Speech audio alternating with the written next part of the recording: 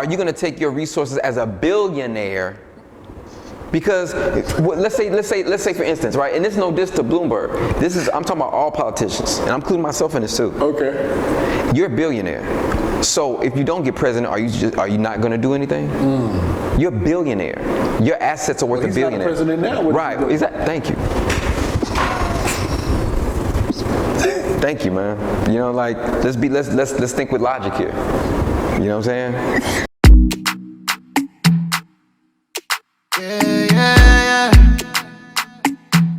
So definitely in me liking the Chicago Bulls, that being my team, if they lose, I may be like, but I'm not like, oh my gosh, I can't believe. Yeah, and I'm gonna get to it. I'm building the case. Right now, I'm building the case.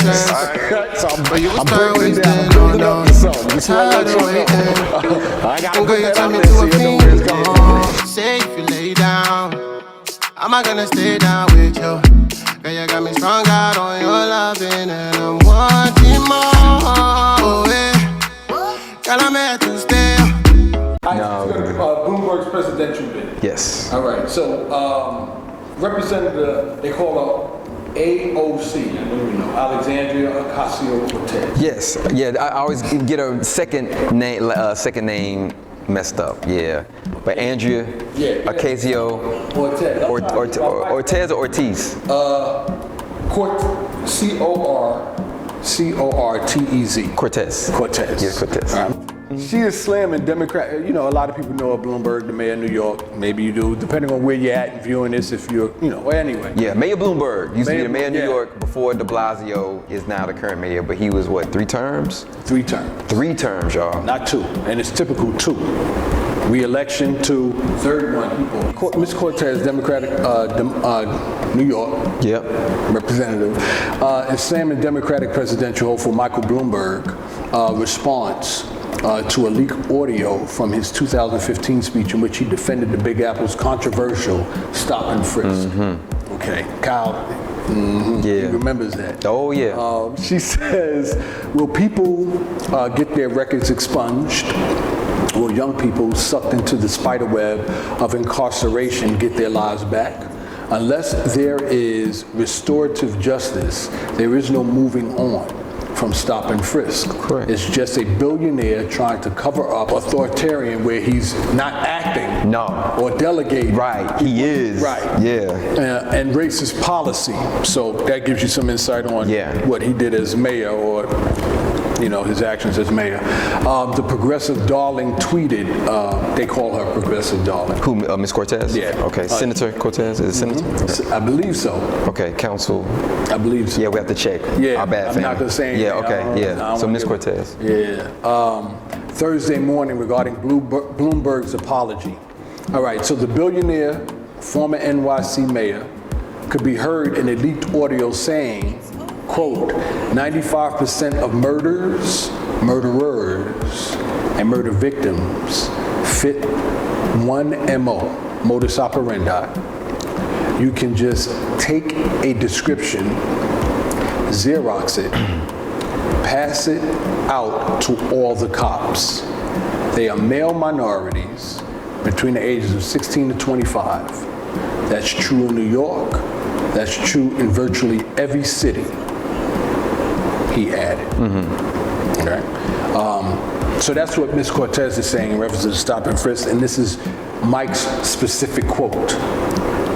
In all fairness. Yeah, former mayor Michael Bloomberg. Former mayor Michael Bloomberg's specific quote. To add fairness, Bloomberg apologized Tuesday, that's this past Tuesday, for the comments saying, this issue and my comments about it do not reflect my commitment to criminal justice reform and racial equity. Okay. The controversy doesn't seem to be hurting the 2020 hopeful, which is Bloomberg, with some minority lawmakers.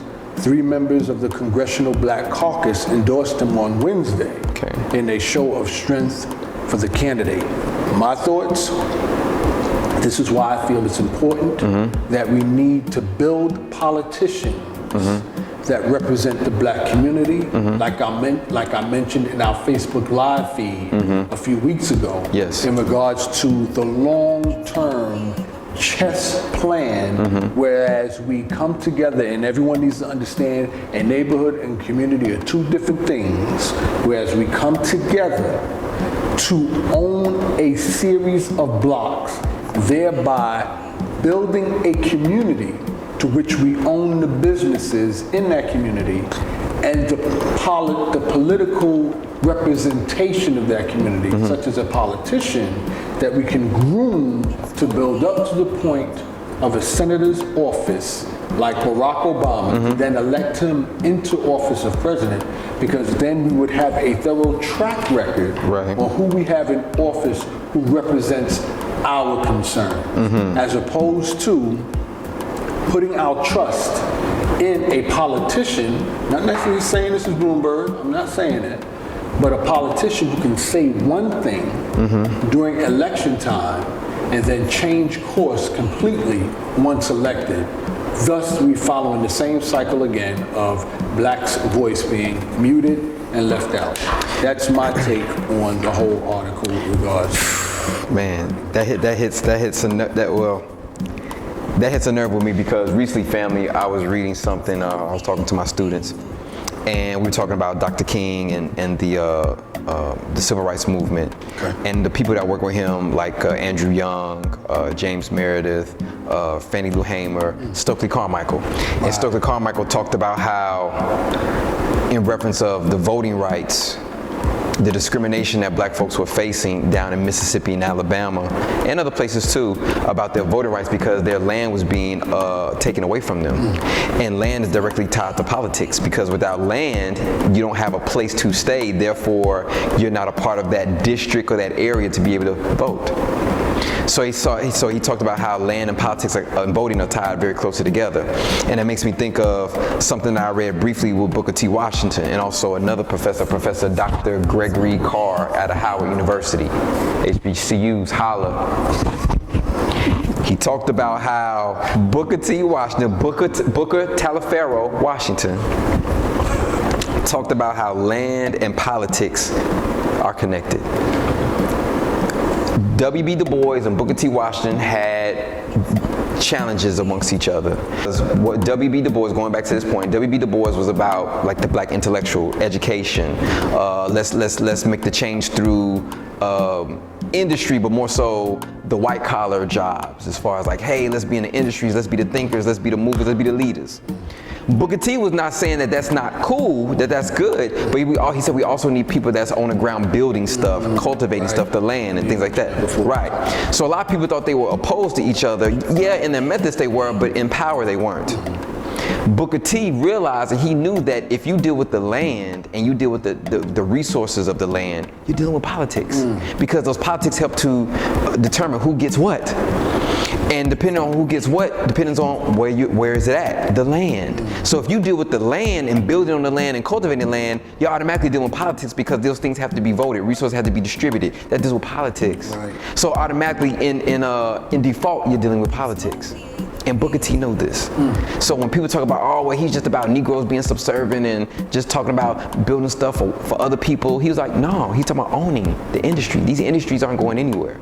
The fact that a man can work with his hands or a woman can work with their hands, they're never without a job. Because people need people to build things and make things and manufacture things. Carpentry. Or just being able to cultivate the land. We get everything from the land. Right. Hence why with the Black Liberation flag, it's RBG. The red is for the blood, the black is for the people, and the green is for what? The land. Because the land is very important. Without land, none of us are living. You know what I'm saying? So these are we knew this, but why? Because that comes from our culture, that comes from our ancient culture. The land cultivates everything, right? It cultivates while we're able to live. The grass grows, the animals eat the grass. We get fruit and vegetables, our nourishment, minerals, and vitamins from the ground. This is even in the scripture it talks about, was the ashes dust to dust. The recycling. It comes out of all that. So I digress, right?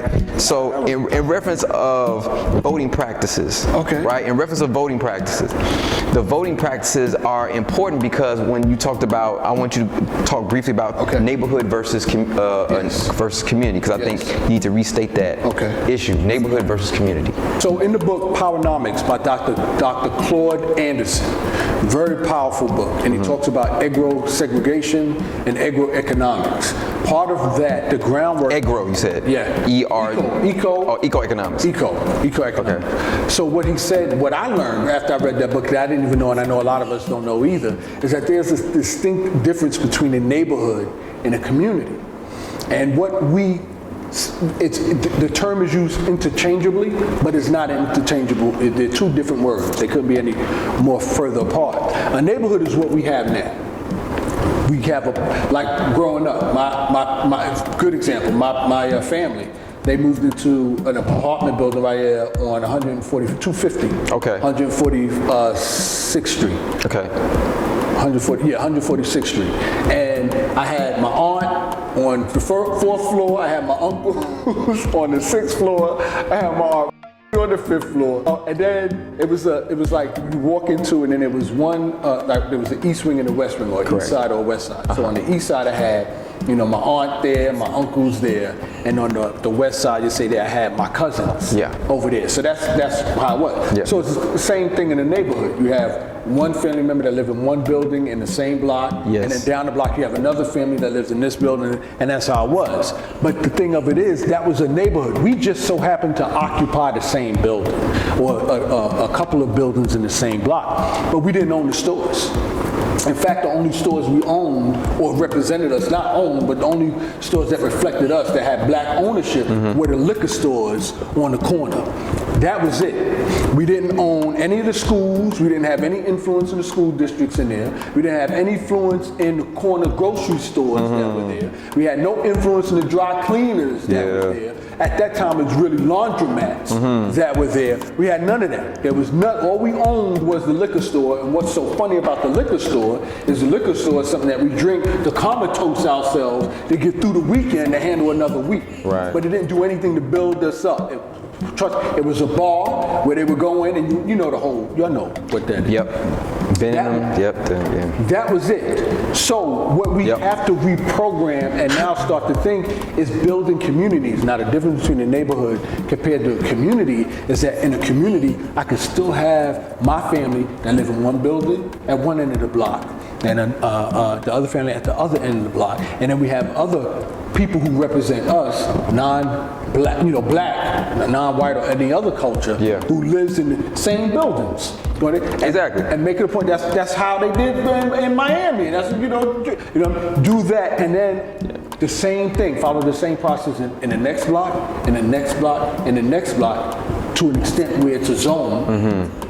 And then just like we had the liquor store, a black representative in the liquor store, we have ownership of the dry cleaners, a black person dry cleaners. Right. Ownership of the grocery store, dentists. Yes. Doctors, right? Right. And then from there, there's usually in every zone, in every community, there's a representative that speaks for that community, right? The businesses in that community. Yes. That's where we then cultivate, select, pick through training, through education, someone to represent us as a politician who represents that zone, thus that community. And in doing that, we support that politician to move up to then assemblyman, to a council person, and then ultimately to senator, which then we can, come election day, I'll break that down too real quick, presidency. So the other thing that I broke down, the difference between how it ties into neighborhood and community, is that we've been thinking two checkers. We've been thinking checkers and not chess. Yeah. Whereas election influence in politics isn't every 4 years come November 8th. No, we have elections for these councilmen, for these assemblymen throughout the year that we elect in office, who we can follow, who we can speak our minds and voices to represent our community. Yes. That's what's so important. That's why the election process is so powerful. And before I get to the next point, did I address your question? Yes, sir. Okay. Yes, so sir. now the question I want to pose to you that I would like for you to share with those who are listening is, this is the first time I heard how land was connected to politics, or vice versa. Because our apathy towards politics is one in which it doesn't relate to us. Because we don't have any land.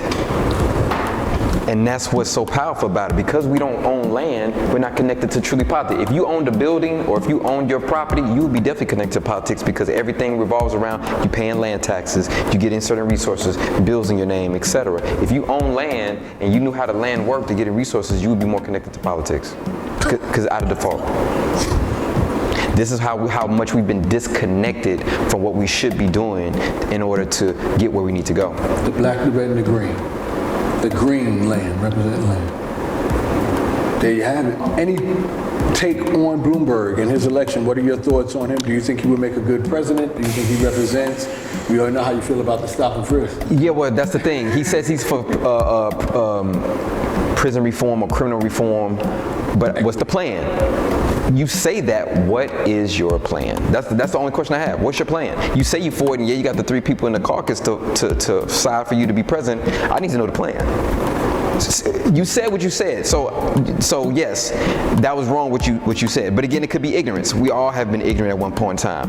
So you're going for president, so I give you not the benefit of the doubt, but I was like, okay, you could have changed. To say, okay, that was the error of my ways. I thought one way, just like Clinton said he thought one way in the in the 90s compared to now. Clinton was saying that, oh, the 3 strikes you're out rule, you know, the predator, was it the super predator? Right. The whole super predator thing. Oh, I was so misjudgment, whatever.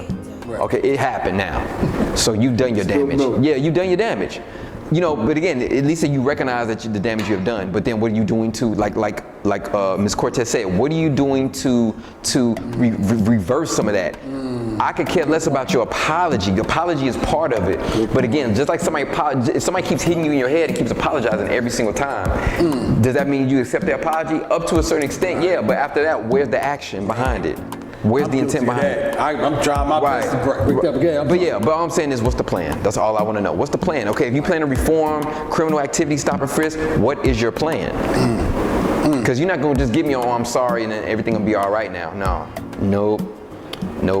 What is your plan? So he would have to, as a suggestion, maybe this will, I don't know, I'm not trying to help him to a large extent, but again, if this is meant... No, he might need help. That's what I'm saying. He might need help, but again, are you going to take your resources as a billionaire?